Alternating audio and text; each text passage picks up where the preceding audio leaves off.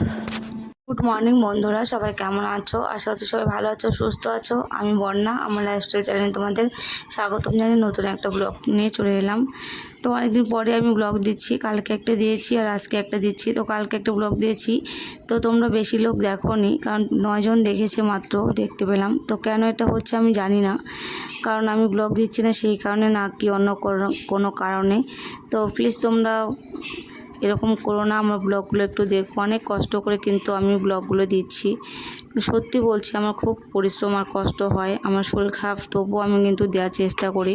আর আমি লোকের বাড়িতে কাজ করি, তোমরা জানো। সকালে উঠে বাড়ির কাজকর্ম করে কোনোদিন রান্না করে যাই, কোনোদিন পান্তা রেখে যাই, কোনোদিন করি না, এসে করি। আর যেদিন করে রান্না করে রেখে যাই সেদিন তো আমি যেতে একটু লেটই হয়, যেদিন রান্না না করে আবার আমাকে 2টা 2:30টার দিকে এসে রান্না করতে হয়। আর রান্না টান্না করে বাড়ির কাজকর্মগুলো করে আমার কিন্তু সারাটা দিনে এইভাবে চলে যায়, মানে একটু নিজে রেস্ট নিতে পারি না, আর প্রচণ্ড পরিমাণে শরীর খারাপ হয়ে যায়। এখন আমি কাজে বেরোচ্ছি, আর আজকে প্রচণ্ড পরিমাণে রৌদ্র দিয়েছি। দেখো সকালবেলা উঠেই এত রৌদ্র দিয়েছে কি বলবো। আর আমি দেখো কত জামা কাপড় কেচে শুকা দিয়েছি, যেহেতু আজকে রৌদ্র উঠেছে সেই জন্য সব জামা কাপড়গুলো কেচে শুকা দিয়েছি। আর ওই যে জেঠিমা দিয়েছে, ওগুলো কালকে জেঠিমা কেচে দিয়েছে, তো কালকে তো শুকায়নি, সেগুলো আজকে আর কি শুকা দিয়েছে। আর ওই জামা কাপড় দেখতে পাচ্ছ জেঠিমা কেচেছে, কিন্তু আমি শুকা দিয়ে দিয়েছি। আর এখন বেরোচ্ছি আমি কাজে।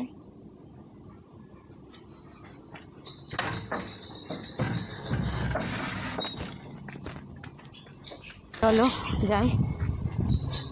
কয়েকদিন বেশ সুন্দর হাওয়া দিয়েছিল আর বৃষ্টি হচ্ছিল, মানে ঠান্ডা ঠান্ডা ওয়েদার ছিল, বেশ ভালোই লাগলো। আর দেখো কালকের থেকে আমাদের এখানে প্রচণ্ড পরিমাণে রৌদ্র দিচ্ছে। তো আমি এখানে একটু সাইকেলে দাঁড়া করেছিলাম, আবার বাড়িতে গিয়েছিলাম, কারণ প্রচণ্ড পরিমাণে রৌদ্র দিচ্ছে, সেই জন্য ছাতা নিয়ে আসতে গিয়েছিলাম। তো ছাতা নিয়ে আসলাম বাড়িতে গিয়ে। এই যে দেখো ছাতাটা, এই যে ছাতাটা একটা কোম্পানির ছাতা, এটা আমাকে দিয়েছে আমার কাজের বাড়ি থেকে, আমাকে দিয়েছে যে রৌদ্র আর বৃষ্টি হয় সেই কারণে আর কি দিয়েছে। এখন বর্ষাকাল পড়ে গেছে, তো আমাকে বললো বন্যা একটা ছাতা নিয়ে যাও, এখন বৃষ্টি হচ্ছে। তো বন্ধুরা আমি চলে এসেছি আমার কাজের বাড়িতে।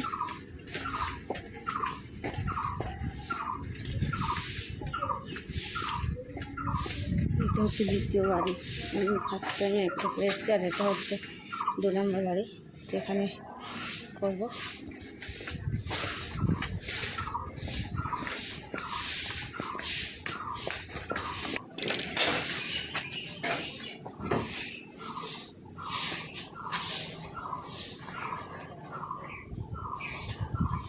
এখন বাজে হচ্ছে 12টা মতো। বৌদি বৌদি দরজা খোলেন।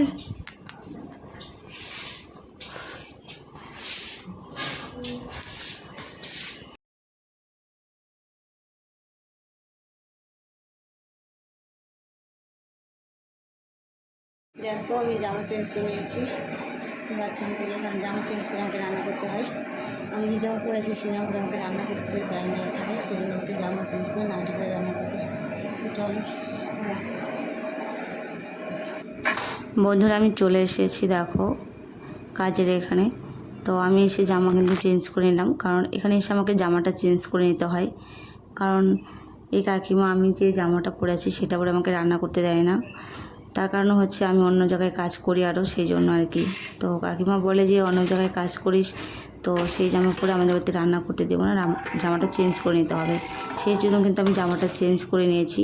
তো ওই কাকিমাই আমাকে জামাটা দিয়েছে, নাইটিটা আগে দিয়েছিল পুরাতন নাইটি, তো ওরা যেগুলো ইউজ করেছে সেগুলো আর কি দিয়েছিল ইউজ করা জিনিস, তো মানে ওগুলো ছিঁড়ে গেছে, পুরাতন জিনিস বুঝতে পারছো, বেশি দিন লাস্টিং করেন, তো ছিঁড়ে গেছে আর কেমন যেন একদম ডিসকালার হয়ে গেছে। তো তারপরে আমি বলেছিলাম যে কাকিমা এটা পরে রান্না করা যাবে না, মানে কেমন যেন একদম বাজে লাগছে, জামাটা নোংরা নোংরা লাগছে, আর কাকিমার ছেলে আছে দুটো, তো সেই জন্য বললাম যে এটা আমাকে নাইটি দিয়ে দিবে, তাহলে আমি ওটা করে রান্না করবো। তো সেই জন্য কিন্তু কাকিমা আমাকে একটা নাইটি দিয়েছে, এই যেটা পরে এখন দেখো কাজ করছে এই নাইটিটা।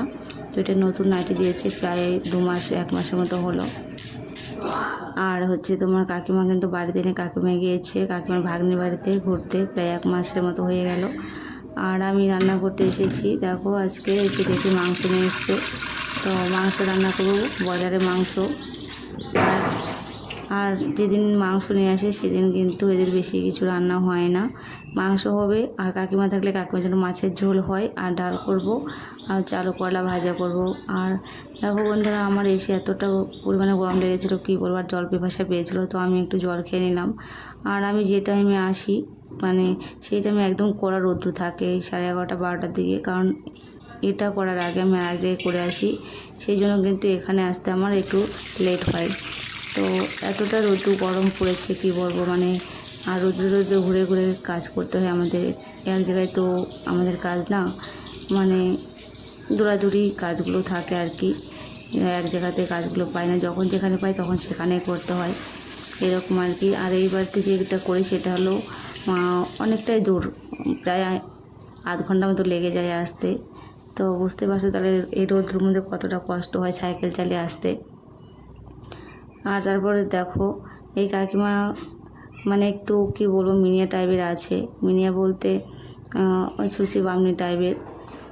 তো অনেক পরিষ্কার পরিচ্ছন্ন করে আমাকে কিন্তু রান্নাটা করতে হয়। আর যে এইবার তার একটা যে কাজের লোক আছে, ওকেও কিন্তু ও যখন আসে ওকে কিন্তু আমাকে ছুতে দেয় না, কারণ বলে যে ও বাইরের কাজ করে। বাইরের কাজ বলতে অ্যাকচুয়ালি ও ঠিকা কাজ করে, যে বাসন মাজা এই ঘর মোছা এগুলো কাজ করে, সেই জন্য কিন্তু ওকে আমাকে ছুতে দেয় না। ও যখন বাসন রাখতে আসে রান্নাঘরে তখন কিন্তু আমাকে রান্না করতে বেরিয়ে যেতে হয়। তো মেয়েটা কষ্ট পায়, তো মেয়েটা একদিন আমাকে বললো যে তুমি কেন আমাকে দেখে সরে যাও। তো যাই হোক আমি বললাম যে এরকম এরকম ব্যাপার, কাকিমা আমাকে তোমাকে ছুতে দেবে না। তারপরে কিন্তু মেয়েটাকেও বলেছে যে বন্যা যখন রান্না করে থাকবে তখন কিন্তু তুমি বাসন রেখো না, বন্যা বেরিয়ে আসার পরে বাসন রেখো।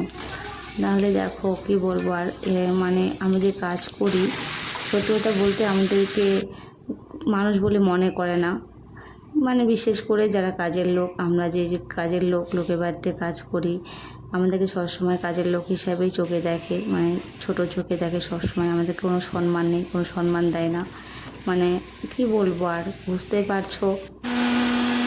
তো মেয়েটা আগে দেখো, আমি কাকিমা যখন না থাকে তখন কিন্তু আমি রান্না করতে সত্যি কথা বলতে বেরোই না, কারণ আমার বিবেকে বাদে আর কষ্ট হয় যে ও একটা মানুষ আমিও একটা মানুষ, তাহলে কেন এরকম করব যে ওকে ছুলে এরকম অসুস্থ হয়ে যাব, এটা একটা কোনো কথা হলো।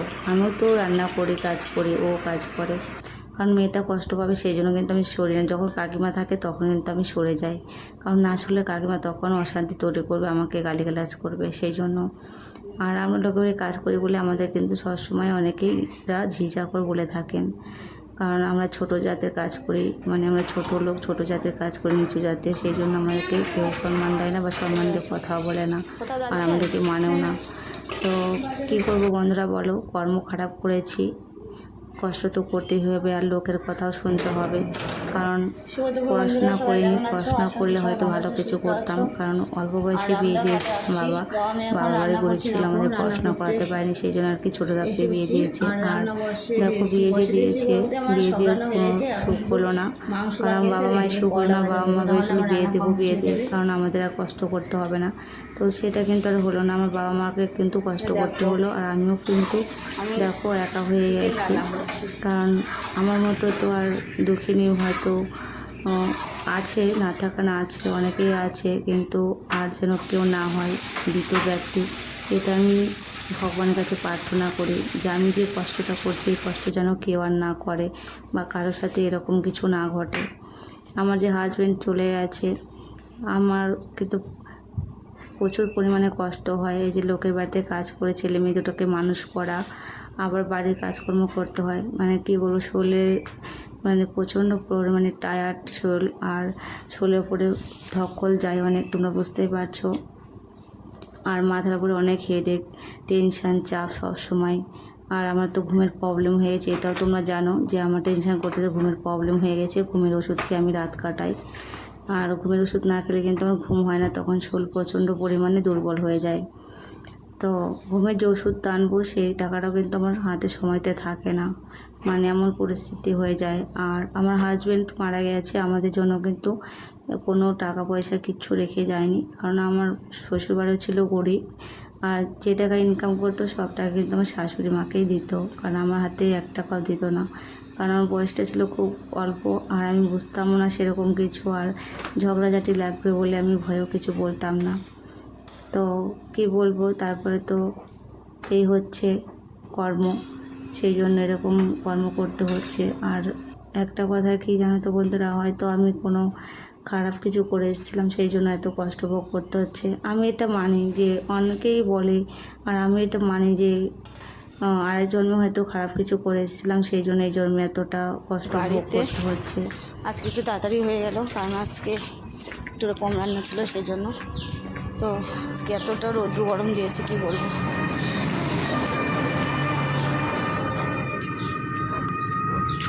দেখো প্রচণ্ড রৌদ্র, মানে তাকানো যাচ্ছে না রৌদ্রের জন্য, এত রৌদ্র উঠেছে আজকে। আর এতটা রাস্তা যেতে মানে আমি একদম, আমাদের সাথে বাইরে গিয়ে দেখা হচ্ছে, খুবই রৌদ্র উঠেছে।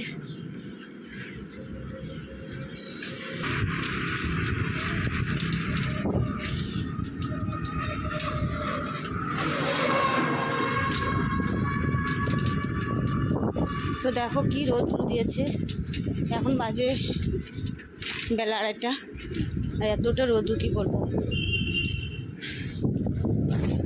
বন্ধুরা দেখো, তোমাদের সাথে কথা বলতে বলতে আমি বাড়িতে চলে এলাম। আর বাড়িতে এসে এতটা টায়ার্ড লাগছে কি বলবো, খুবই অস্থির লাগছে, ক্লান্ত লাগছে শরীরটা, আর এতটা ঘাম ঝরছে শরীর থেকে, তোমরা দেখেই বুঝতে পারছো আমাকে খুব কষ্ট হচ্ছে জানো তো। আর এতটা রোদ গরম দিয়েছে, তার মধ্যে উনানের পাশে রান্না করতে হয়, আর কাটাকাটি মানে সব কিছু তো কাজকর্ম করতে হয়, তোমরা দেখেছই, পরিষ্কার পরিচ্ছন্ন করে রেখে আসতে হয়। তো একটু জল খেয়ে নিলাম। আর বন্ধুরা, আমার ভিডিওটা যদি ভালো লাগে অবশ্যই সাবস্ক্রাইব করে আমার পাশে থেকো।